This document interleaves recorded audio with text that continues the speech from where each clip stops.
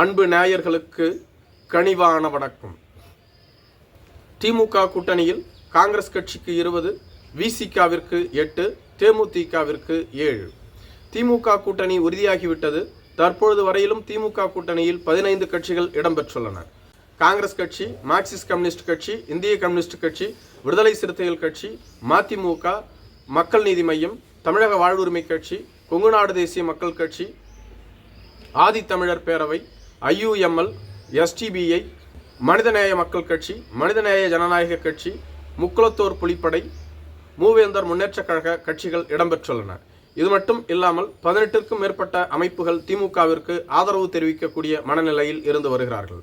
தற்பொழுது தேமுதிகவும் திமுகவோடு கூட்டணி அமைக்க தொடர்ந்து பேச்சுவார்த்தையில் ஈடுபட்டு வருவதாகவும், தேமுதிக தரப்பு இரட்டை இலக்கத்தில் தொகுதிகளை எதிர்பார்த்திருப்பதாகவும், மேலும் ஒரு ராஜ்யசபா சீட்டை எதிர்பார்த்திருப்பதாகவும் கூறப்படுகிறது. ஆனால் திமுக தரப்போ தேமுதிகவிற்கு 7 சீட்டுகளை ஒதுக்க தயாராக இருப்பதாக கூறப்படுகிறது. அதற்கு மேல் எங்களால் தர முடியாது. ஏனெனில் திமுக கூட்டணியில் தற்பொழுதே 15 கட்சிகள் இடம்பெற்றுள்ளன. அவர்களுக்கு சென்ற தேர்தலில், அதாவது 2021ஆம் ஆண்டு நடைபெற்ற தேர்தலில் ஒதுக்கக்கூடிய சீட்டுகளை அப்படியே ஒதுக்கினால் கூட வரும் தேர்தலில் பல கட்சிகளுக்கு சீட் ஒதுக்குவதில் சிக்கல் நேரிடும். எனவே இந்த தொகுதியே அதிகம்.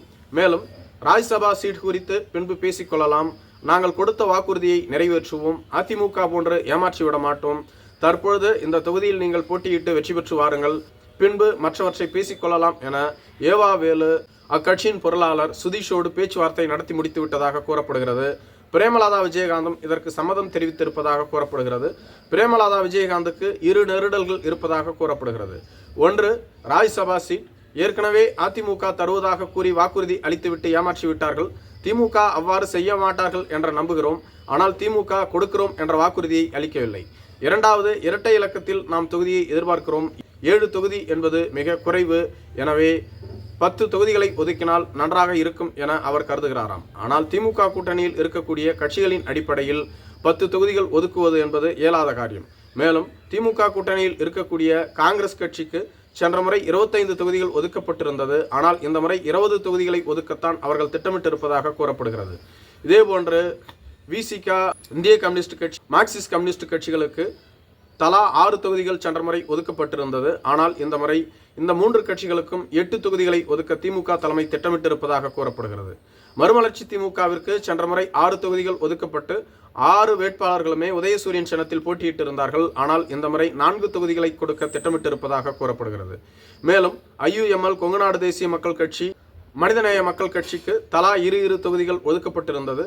ஆனால் இந்த முறை இந்த கட்சிகளுக்கு 2 தொகுதிகள் ஒதுக்கப்படுமா என்பது கேள்விக்குறிதான். மேலும் மனிதநேய மக்கள் கட்சிக்கு 1 தொகுதிதான் கிடைக்கும் என்று கூறப்பட்டு வருகிறது. இதேபோன்று தமிழக வாழ்வுரிமை கட்சியின் தலைவரான திரு தி. வேல்முருகன் அவர்களும் இந்த முறை 2 தொகுதிகளை எதிர்பார்த்து காத்திருக்கிறார். மேலும் அவர் பண்ருட்டி தொகுதியில் இந்த முறை போட்டியிட்டால் வெற்றி பெறுவது கடினம் என்றும் கூறப்பட்டு வருகிறது.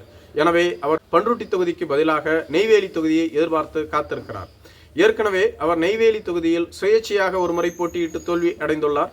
பாட்டாளி மக்கள் கட்சியில் இருக்கும் பொழுது மாம்பழம் சின்னத்தில் போட்டியிட்டும் தோல்வி அடைந்துள்ளார். எனவே அவரது ஆதரவாளர்கள் நெய்வேலி தொகுதி நமக்கு செட் ஆகாது, பண்ருட்டி தொகுதியில் தான் இதுவரையிலும் 3 முறை வெற்றி பெற்றுள்ளீர்கள், பண்ருட்டி தொகுதியிலேயே நாம் போட்டியிடலாம், வேறு தொகுதிக்கு செல்ல வேண்டாம் என கூறி வருவதாக சொல்லப்படுகிறது. 2021ஆம் ஆண்டு நடைபெற்ற சட்டமன்ற தேர்தலில் மிக சொற்ப வாக்குகள் வித்தியாசத்தில் தான் அதிமுகவின் வேட்பாளரான சொரத்தூர் ராஜேந்திரனை வீழ்த்தி தி. வேல்முருகன் அவர்கள் வெற்றி பெற்றிருந்தார்கள். இதேபோன்று இதற்கு முன்பு அதே பண்ருட்டி தொகுதியில் போட்டியிட்ட போது சொரத்தூர் ராஜேந்திரனுக்கும் அவருக்கும் தான் மிகப்பெரிய போட்டி நடைபெற்றது.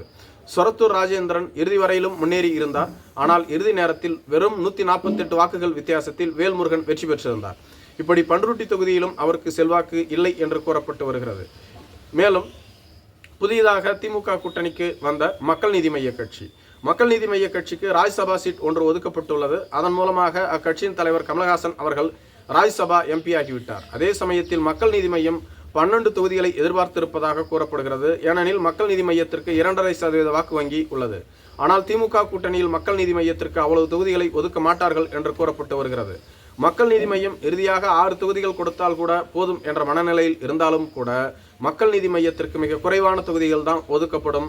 ஏனெனில் ராஜ்யசபா சீட் வழங்கப்பட்டு விட்டது என்ற மனநிலையில் திமுக இருப்பதாக கூறப்படுகிறது. நன்றி.